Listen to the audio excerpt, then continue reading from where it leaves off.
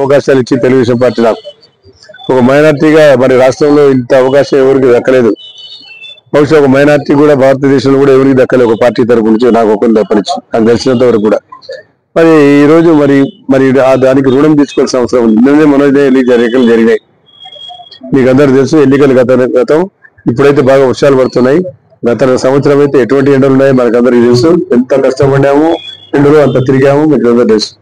కాబట్టి ఈ రోజు రేపు కడపలో జరగబోయే మహానాడు కార్యక్రమానికి ప్రత్యేకంగా రాజశేఖర్ గారిని మన ఎమ్మెల్సీ గారు కాకినాడ వాస్తవులు వారిని అబ్జర్వర్ ఇక్కడ ఏర్పాటు చేసి మనం ఏ రకంగా ఇక్కడ మనం స్పందిస్తున్నాము, ఏ రకంగా మనకు ఈ కార్యక్రమానికి మనం హాజరు కావాలనే దాని గురించి విశదీకరణ చెప్పడం జరిగింది.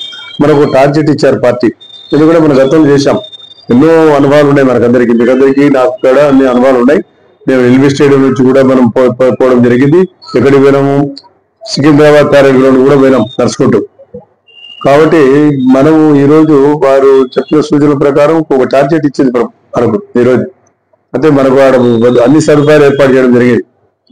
అక్కడ భోజన సదుపాయాలు వచ్చేటప్పుడు కానీ పోయేటప్పుడు కానీ భోజన సదుపాయాలు ఉన్నాయి. మనకు ఉండే సొంత వెహికల్, ఇప్పుడు ఆ రోజుల్లో ఎవరికి వెహికల్స్ ఉండేది కాదు. ఇప్పుడు ఇక్కడ ఉండేటప్పుడు దాదాపుగా 50-60% వెహికల్స్ ఉన్నాయి. అందరు కూడా మన దగ్గర ప్రతిరోజు వస్తా ఉన్నారు. ప్రతి అందరి దగ్గర కూడా కార్లు, వెహికల్స్ ఉన్నాయి, సైకిల్ కూడా ఉన్నాయి. సైకిల్ మోటార్ మీద కూడా రావాలనుకుంటే అదే నిన్నగాక మన నేను రైల్వే బోర్డు కూడా ఫోన్ చేశాం, ట్రైన్ డైరెక్ట్ ఏర్పాటు చేస్తామని చెప్పి.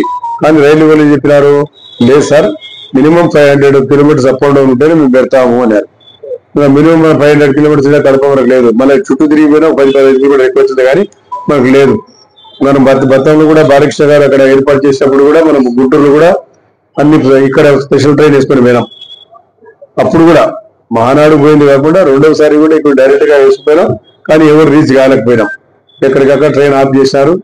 మనం నల్లపాడ పోయేదానికి మనం నల్లపాడ అయిపోయినా గుంటూరుకే చేరలేకపోయినాం. అప్పుడు కూడా ఆ రోజులో అన్ని సదుపాయాలు కూడా బస్సులో, లారీలో పంపించాం. ఫుడ్ అంతా పంపించాం. బియ్యం, బ్యాడ్, పప్పు, ఉప్పు, నూనె, కట్టె, గ్యాస్ అన్ని పంపించాం. అవి గ్యాస్ చేరలే, అవి చేరలే, మనం కూడా చేయలేకపోయినాం పరిస్థితి. కాబట్టి దానికోసం మనమే ఇక్కడ ఉదయం 10 గంటలకు చేరిపోతే అక్కడ మహానాడు కార్యక్రమం చూడడానికి 29వ తేదీ ప్రత్యేకంగా, 29వ తేదీ మన డెలిగేట్స్ అయితే 27వ తేదీ, 28వ తేదీ డెలిగేట్స్ ఏవైతే పార్టీ కార్యకర్తలు ఉన్నారో, ఎవరైతే కమిటీస్ ఉన్నాయో ఆ కమిటీలందరికీ ఆహ్వానం ఉంటుంది. ఆ ఆహ్వానం ప్రకారం మనమందరం కూడా ఆ రోజు కార్యక్రమంలో పాల్గొనాల్సిన అవసరం ఉంది. కాబట్టి వాళ్ళకందరికీ కూడా ఇన్విటేషన్స్ ఉన్నాయి. ఆ ఇన్విటేషన్స్ అన్ని మీకు కన్వీనర్ ద్వారా మీకు అందుతాయి. కానీ 29వ తేదీ ప్రత్యేకంగా కార్యకర్తలు రావాలా, మన పార్టీ బలం చూపించాల్సిన అవసరం ఉంది. మనం ఎన్నో అభివృద్ధి సంక్షేమ కార్యక్రమాలు చేశాం. రాష్ట్రంలో ఎన్నో కార్యక్రమాలు కూడా చేయాల్సిన అవసరం ఉంది.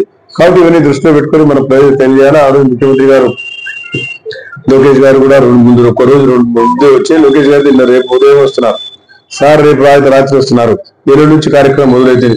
కాబట్టి మనం కూడా కృషి తీసుకొని మనం కార్యకర్తలు, మిత్రులు, శ్రేయభిలాషులు ఎవరైతే ఉన్నారో అందరూ కూడా మీరు వచ్చి ఈ కార్యక్రమంలో పెద్ద ఎత్తున పాల్గొని దీన్ని జయప్రదం చేయాల్సిన బాధ్యత మనకందరికీ ఉంది. గతంలో మన కర్నూలు జిల్లాలో చాలా పెద్ద ఎత్తున చేశాం. కర్నూలు కూడా 2-3 ఈవెంట్స్ జరిగినాయి, చాలా బ్రహ్మాండం చేశాం గతంలో కూడా, మీకు అందరికీ తెలుసు. అదేవిధంగా కడపలో మొట్టమొదటిసారిగా మహానాడు కార్యక్రమాన్ని ఏర్పాటు చేయడం జరిగింది.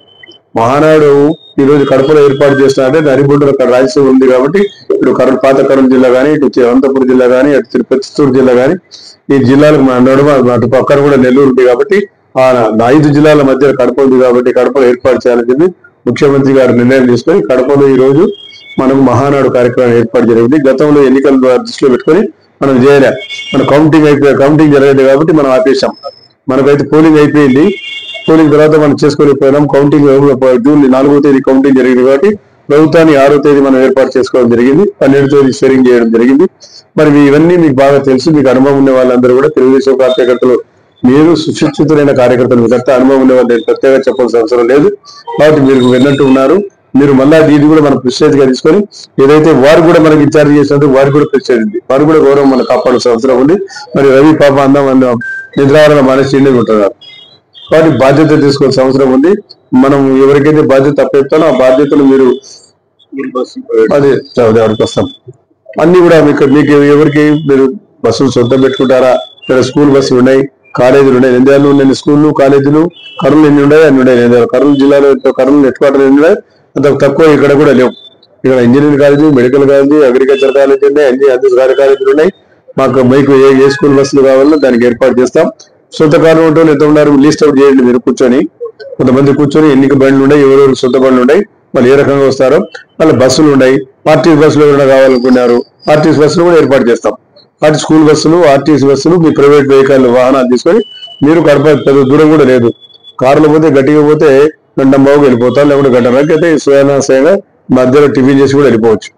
కాబట్టి మన కారు ఉండేటోళ్ళు మీరు ఒక ఆలస్యంగా వచ్చినా పర్వాలేదు, కాబట్టి ముందుగానే వస్తే పబ్లిక్ మీటింగ్ కాబట్టి దాంట్లో మన మేనిఫెస్టో ఉంటుంది. మనం ఏం చేయాలో భవిష్యత్తులో తెలుగుదేశం పార్టీ చేయబోయే కార్యక్రమాలు ఏమంటే ముఖ్యమంత్రి గారు అందరూ ప్రజలకు ఉద్దేశించి ఆ రోజు చెప్పడం జరుగుతుంది. కాబట్టి మన బాధ్యతగా మన కర్తవ్యంగా మీరందరూ భుజస్కంధాలు వేసుకొని మీరు ప్రతి ఒక్కరు కూడా అందులో పాల్గొనాలి.